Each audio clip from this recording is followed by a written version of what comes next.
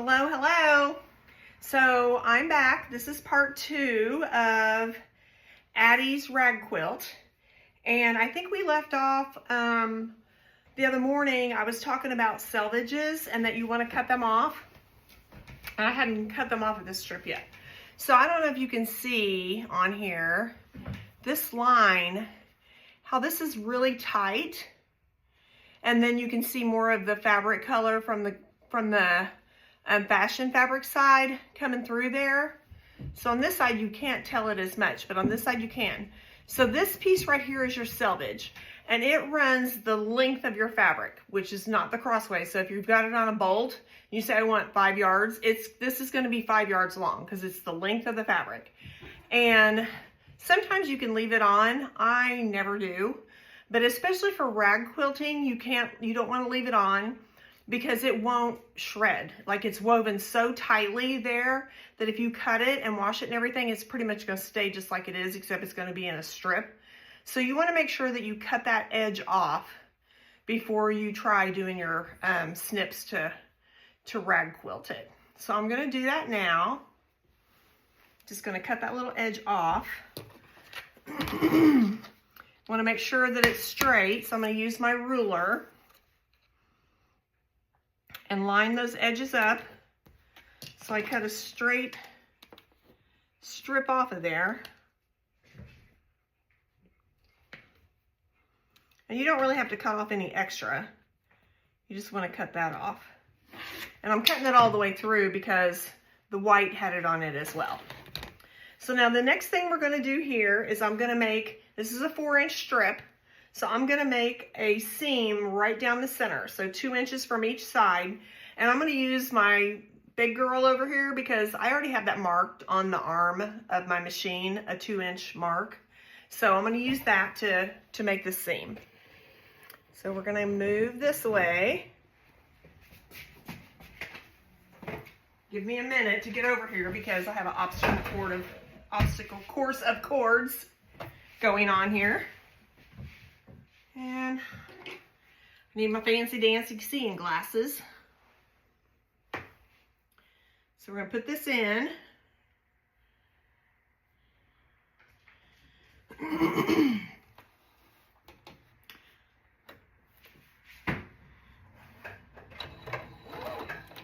I am going to backstitch just a little bit.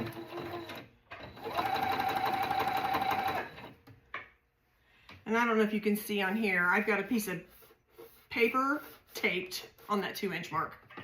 So that's my fancy seam guide. I'm gonna turn that up.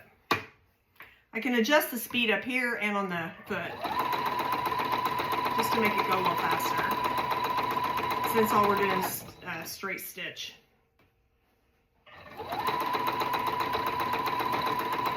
And I don't have a walking foot on this machine. It's just a standard foot because I'm only going through 3 layers.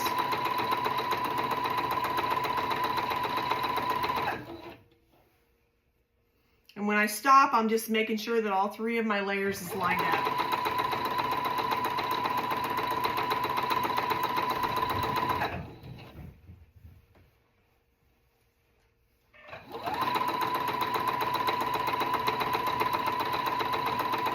You also always want to make sure that you've got a sharp needle and that you're using the correct needle.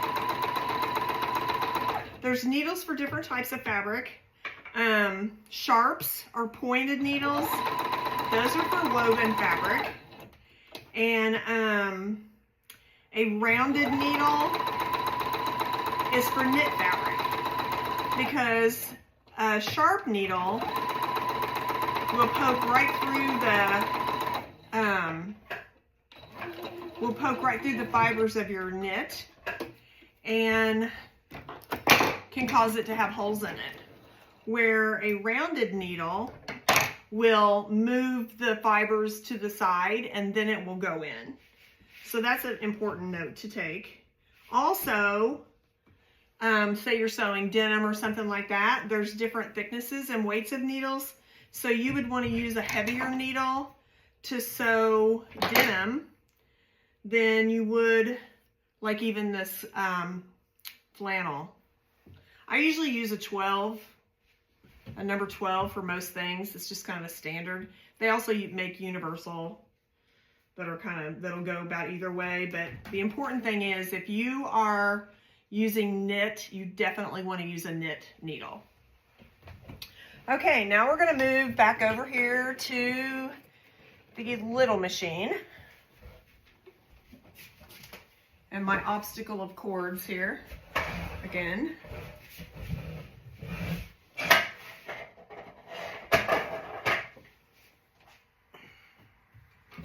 And now I'm going to take my 2 strips that I have here, and I'm going to put them, the back sides together.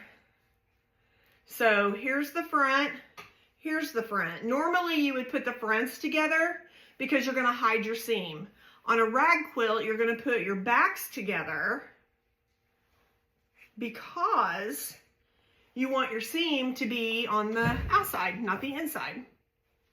And I'm sewing these seams approximately 1/2 inch. And I have done many rag quilts before. I think I've talked about that. But I never did 1/2 inch seams. And I really think doing the 1/2 inch seams is the key to getting that beautiful, you know, row of ragging in between the blocks.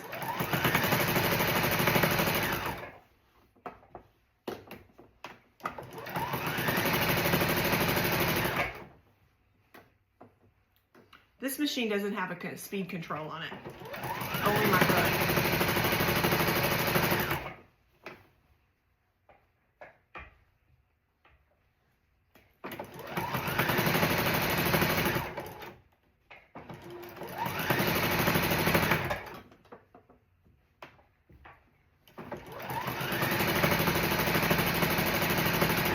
And there's always a chance you might have to rip out things. I've had to rip out several seams already because I sewed the fashion side to the fashion side and put my seam on the inside. So I had to rip those out. And then I have my pattern in an order, and I sewed the pattern upside down, out of order. And then I also had to rip one out because the one that has the little horses on it, it has it's directional. So you always want to pay attention for those things, like especially when it's directional, because if you don't pay attention, the little horses are going to all be upside down, and they were on one row. So I had to rip that out, but that's just part of the process sometimes. So now I have these 2 strips sewn together, and they're going to go, this is the top one, this is the bottom one, I think. Let me double check here. Let's see. Yes.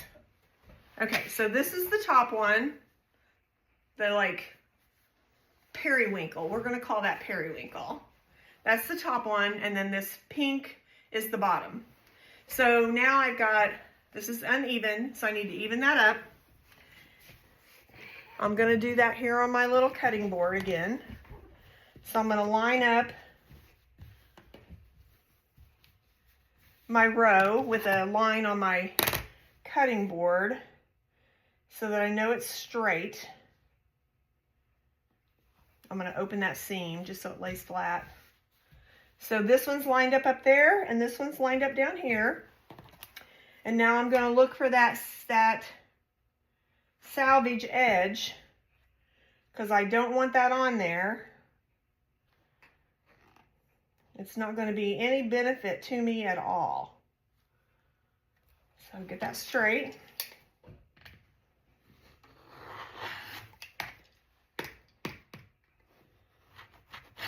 All right. So now we have a straight edge, And we are going to take our little heart block that has the baby's name on the back, and I'm going to line that up on here because we're going to stitch this together. Then those 2 rows will be complete.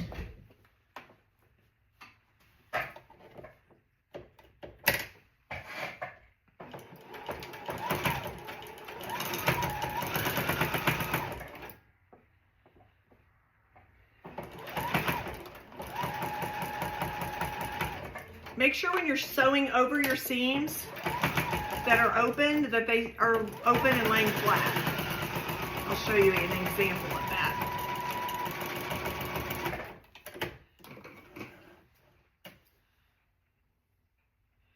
I have some stitches left over on here from when I serged the fabric before I washed it, because I always serge anything that's going to ravel, just to make sure that I don't have all that threads and stuff loose in the washer.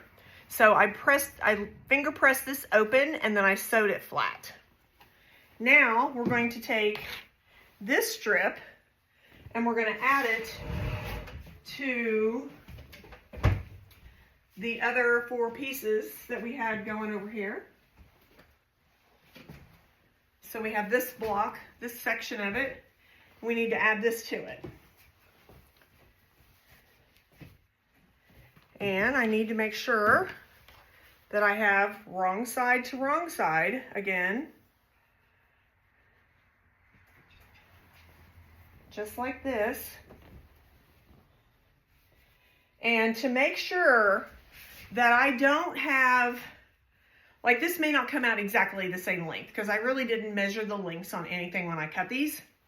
So what I'm going to do is I'm going to start stitching at this end, because I would not want to have to cut any of this block off. If this ends up being too long, I'm going to cut it off on that end, the other end. So I'm going to line these up.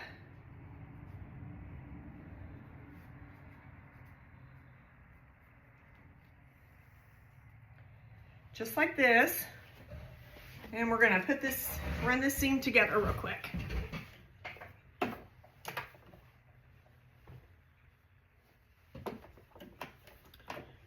I don't know if I told you, I got some of this fabric at Hobby Lobby, and then I got some of it at the I think it's the Wagler store in Montgomery. They had a beautiful, beautiful selection of fabric up there. And again, I have that seam on that block that needs to be open, so I'm going to make sure before it goes under the pressure foot that I have it held open underneath of there. If something happens and it gets kind of cockeyed and it's not laying completely flat, it's fixable. You would want to just rip those few stitches out with a needle or a ripper, seam ripper, and then just stitch it back over correctly, because it does happen. And here's another one, the center block on this one. I have to make sure that those seams are laying flat, laying open.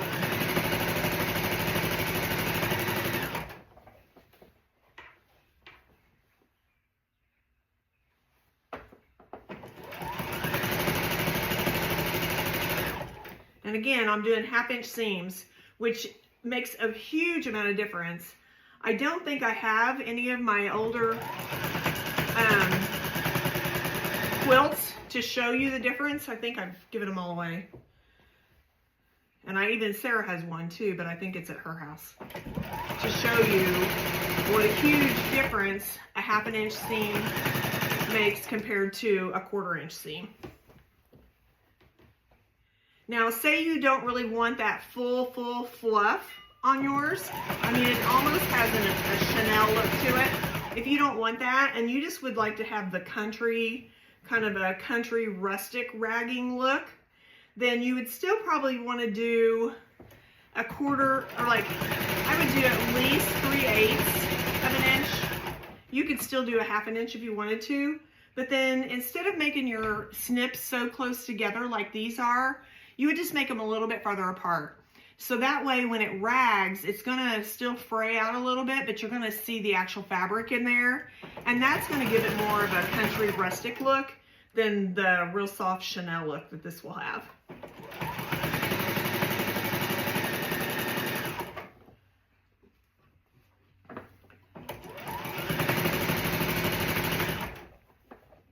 My cat's over here being silly. Luna, what are you doing?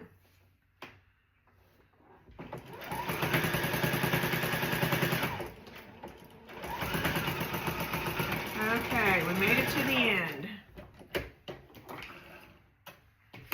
Now I'm going to have to square this end up because I already, well, this one might need a little bit on this one side.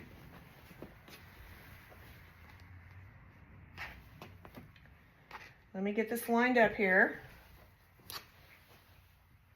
Oh, it's the wrong end. This side here.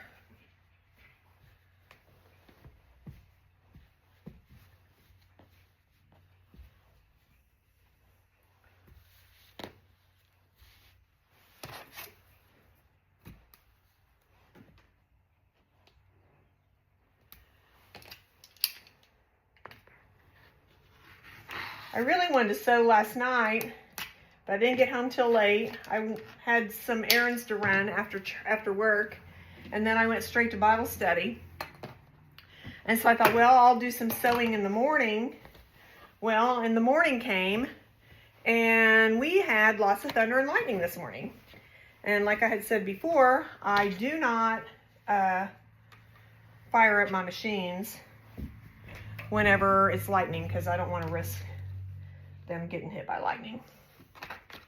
And it does happen, so. Okay.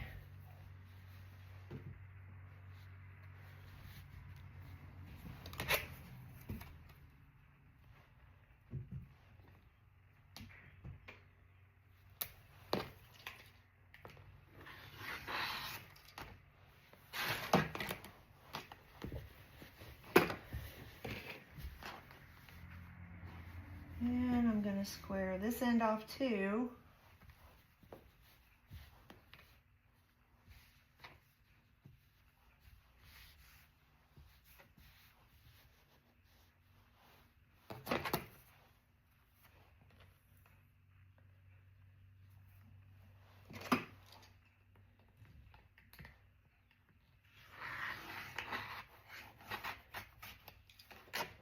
Okay. Now I have this end straight, so I'm going to take and add it to my big blanket.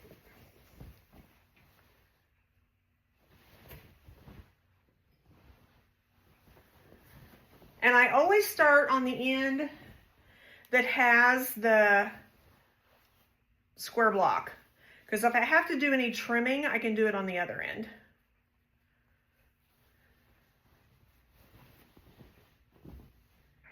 And this one is going to be, let me check them and see. They should be pretty close to the same. Yeah, I think they're going to be good. So, this pink here seems to be a little looser than this one. So I'm going to put that one on the bottom.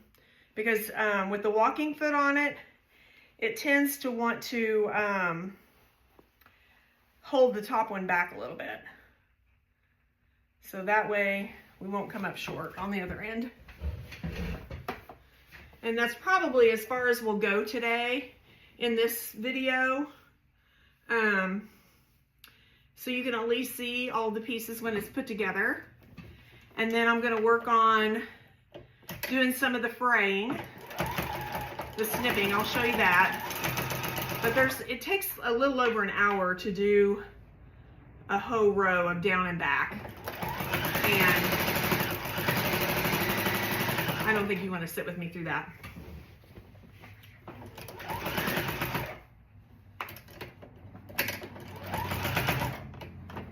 And then there's also, this is something new that I read about, on your edges, because the center, all of your your seams in here are 6 layers.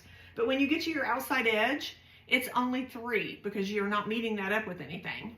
Well, I read where you can take and you cut strips, and you take those strips and sew 2 or 3 of them together, and then you sew that along your edges here, and they're 1-inch strips, so they're basically the same as this, if you can see that. And so then you sew those on all around the edge, and I'll show you that process. And so that way when you snip them, you end up with this heavier ruffled edge instead of just the basic 3 layers like it is. So I think I'm definitely gonna do at least 2. I don't know if I want to do 3 or not. I'll just have to see how it looks as I go. Hi, Luna. This is Luna.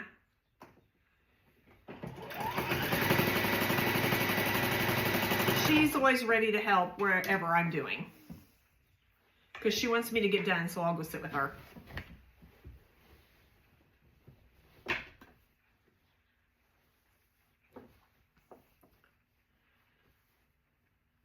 I'd really like to make a braided rug.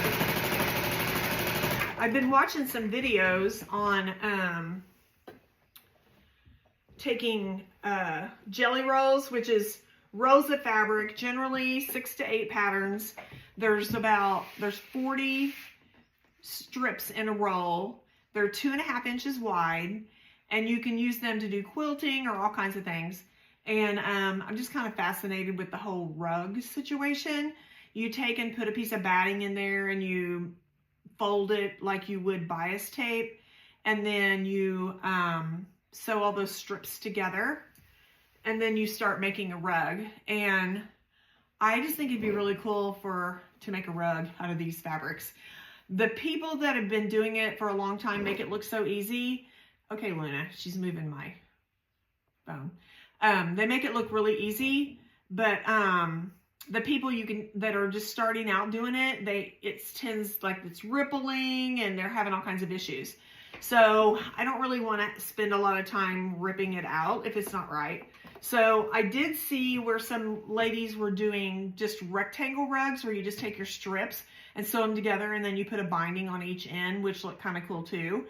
And I thought, well, I could do that with this and keep it in the same order of the pattern that I did on the blanket. But yeah, that's a future project.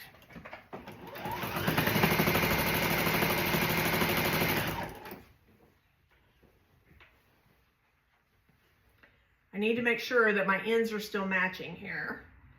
And you can use clips to hold this together, or you can use pins to hold this together.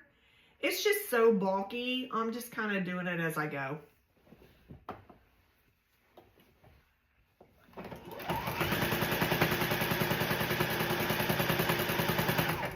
This sewing machine, I bet this thing's 30 years old or close to 30 years old. We've been together for a long time.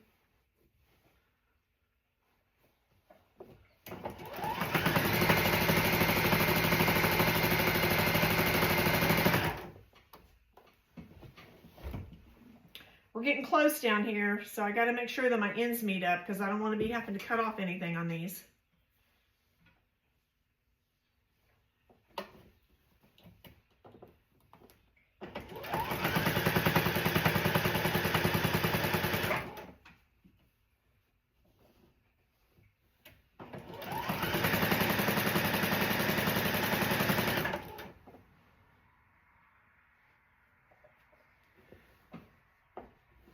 And I have seen some where they've got puckers in them.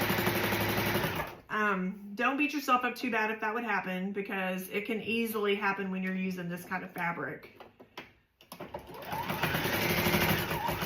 If you can kind of hide it, that way you kind of get lost in the stitching or in the ruffle in the Chanel part. But try to do the best that you can to keep those puckers out. It did come up a little bit off on this end, but I think I can cut it to make it even.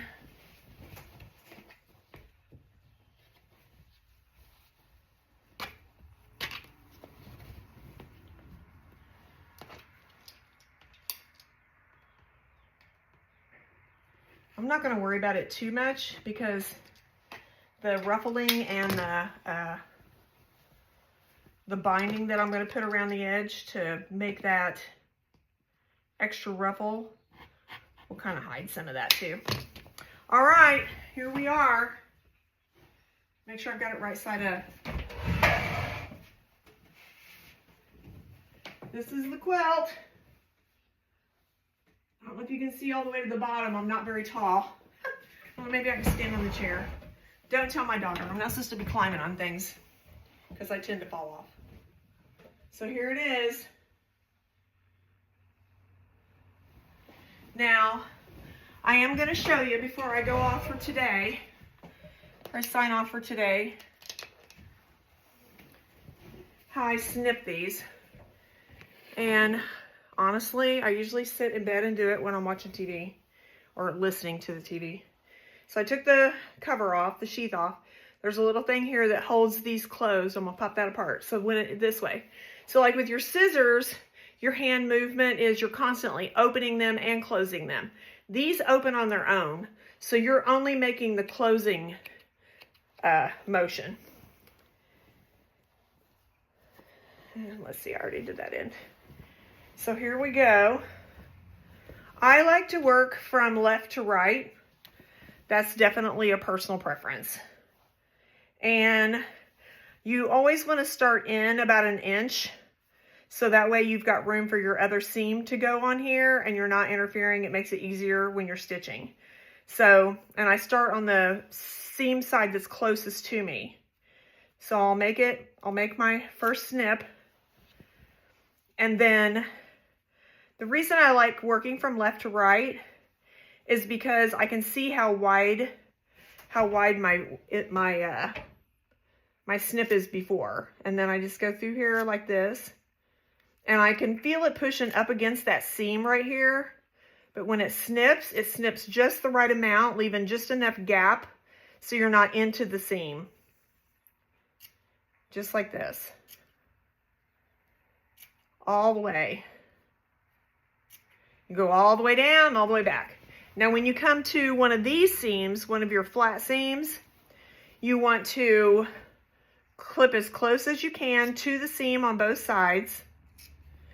And then you're going to split that up just like this. Then I'll turn it around the other way. I'm going to clip right up next to that seam on both sides. And then snip and snip until I've got that little 1/4 inch or less, 1/8 inch, whatever it's supposed to be. So that finished that piece right there.